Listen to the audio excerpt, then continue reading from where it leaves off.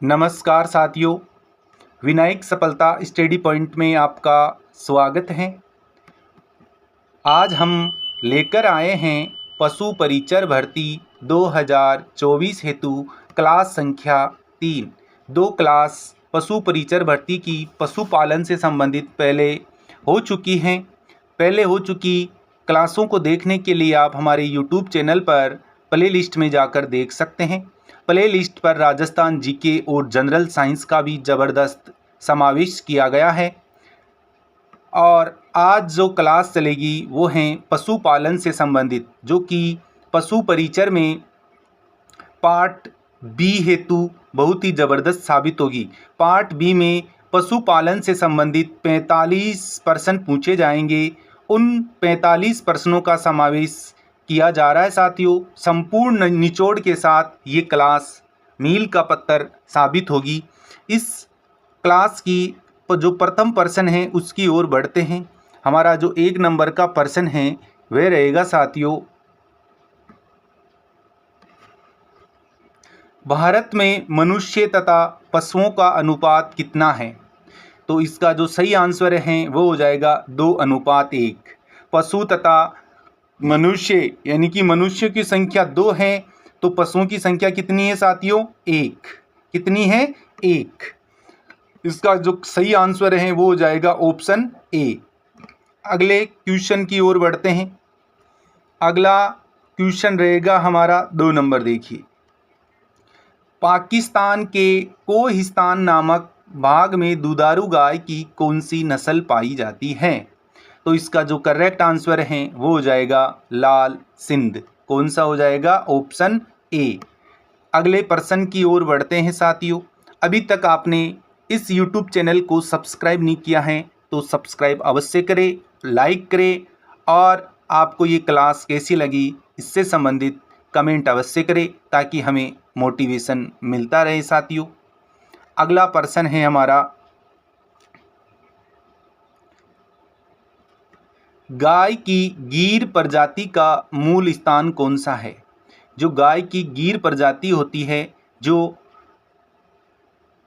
देसी गाय हैं, कौन सी गाय है साथियों? देसी गाय।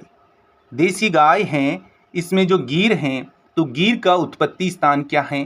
तो इसका जो सही आंसर है ऑप्शन ए हो जाएगा काठियावाड़ा, जो कि गुजरात में है। कहाँ पर है? गुजरात में। गीर जंगल काठियावाड़ा गुजरात में इसका मूल स्थान है साथियों। अगले प्रश्न की ओर बढ़ते हैं। अगला प्रश्न रहेगा साथियों हमारा 4 नंबर। किस पशु का औसतन दूध उत्पादन सबसे अधिक होता है? किस पशु का औसतन दुग्ध उत्पादन सबसे अधिक होता है? तो वह है साहीवाल। सही आंसर हो जाएगा इसका ऑप्शन ए, साहीवाल, जो कि देसी गाय है। कौन सी है? देसी गाय है। और इसकी जो उत्पादन क्षमता है प्रति ब्यात वो है 2100 से 2500 लीटर प्रति ब्यात। 2100 से 2500 लीटर प्रति ब्यात होती है साथियों। अगले प्रश्न की ओर बढ़ेंगे। अगला प्रश्न रहेगा हमारा 5 नंबर। मादा जो कि गाय की साहीवाल नस्ल है, इसका भार कितना होता है? तो इसका जो करेक्ट आंसर है वो हो जाएगा ऑप्शन ए, 408 केजी मादा पशु का जो साहीवाल होती है नस्ल उसका भार है। किसका? मादा का। अगले प्रश्न की ओर बढ़ते हैं। अगला प्रश्न रहेगा साथियों हमारा 6 नंबर। लाल सिंधी गाय के दूध में वसा की मात्रा कितनी होती है? जो देसी गायों में लाल सिंध गाय होती है उसमें वसा की मात्रा कितनी होती है साथियों? तो वो है 4.5%। इसका करेक्ट आंसर हो जाएगा ऑप्शन ए। और इसकी जो लाल सिंध का उत्पत्ति स्थान है वह है कराची। क्या है? कराची और हैदराबाद। कराची और हैदराबाद इसके उत्पत्ति स्थान है साथियों। अगले प्रश्न की ओर बढ़ते हैं। अगला प्रश्न रहेगा हमारा 7 नंबर, जो है मांस उत्पादन के लिए गाय की सर्वोत्तम प्रजाति कौन सी होती है? मांस उत्पादन के लिए गाय की सर्वोत्तम प्रजाति कौन सी होती है? तो इसका करेक्ट आंसर हो जाएगा साथियों ब्राउन स्विच। कौन सा? Brown switch. अगले प्रश्न की ओर बढ़ते हैं। अगला प्रश्न रहेगा साथियों हमारा 8 नंबर। ये मुर्गी पालन से संबंधित है। इनक्यूबेटर का धूम्रीकरण किससे करते हैं? इसमें से कौन सा पदार्थ है जो उसके धूम्रीकरण के लिए जो अंडे होते हैं उनको पकाने के लिए काम में लिया जाता है? वो है फॉर्मल्डिहाइड। इसका सही आंसर हो जाएगा ऑप्शन डी। अंडा उत्पादन से संबंधित जो अंडा उत्पादन की जो क्रिया होती है उसको बोलते हैं लेयर। मुर्गियों को अंडा उत्पादन के लिए पाला जाता है उसे लेयर कहते हैं। और मांस उत्पादन हेतु जिन मुर्गियों को पाला जाता है साथियों उन्हें ब्रोयलर कहा जाता है। क्या कहते हैं? ब्रोयलर। ब्रोयलर मुर्गियों के नाम से जाना जाता है। अगले प्रश्न की ओर बढ़ते हैं साथियों। अगला प्रश्न रहेगा हमारा 9 नंबर। ये भी मुर्गी पालन से संबंधित ही है। इंक्यूबेटर में कार्बन डाइऑक्साइड गैस बढ़ने से मृत्यु दर पर क्या प्रभाव पड़ता है?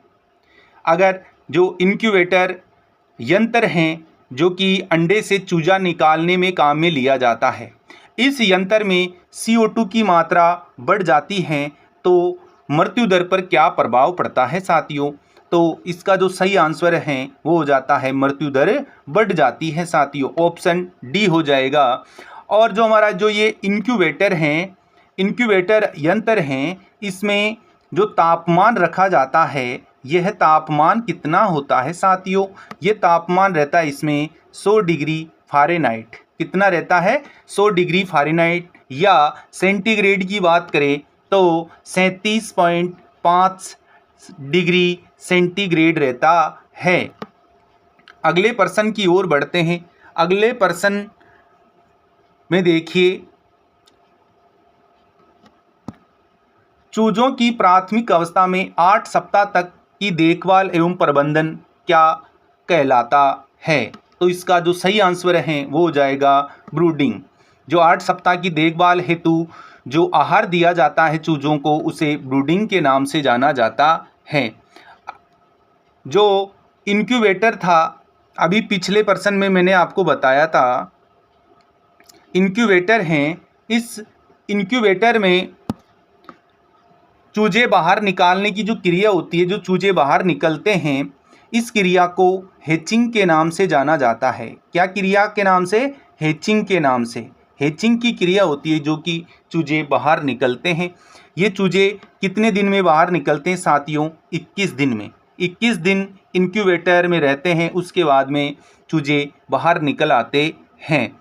और जो अंडा होता है, अंडे में प्रोटीन की मात्रा कितनी होती है साथियों? वो है प्रोटीन की मात्रा कितनी रहती है? 11.5% प्रोटीन की मात्रा पाई जाती है।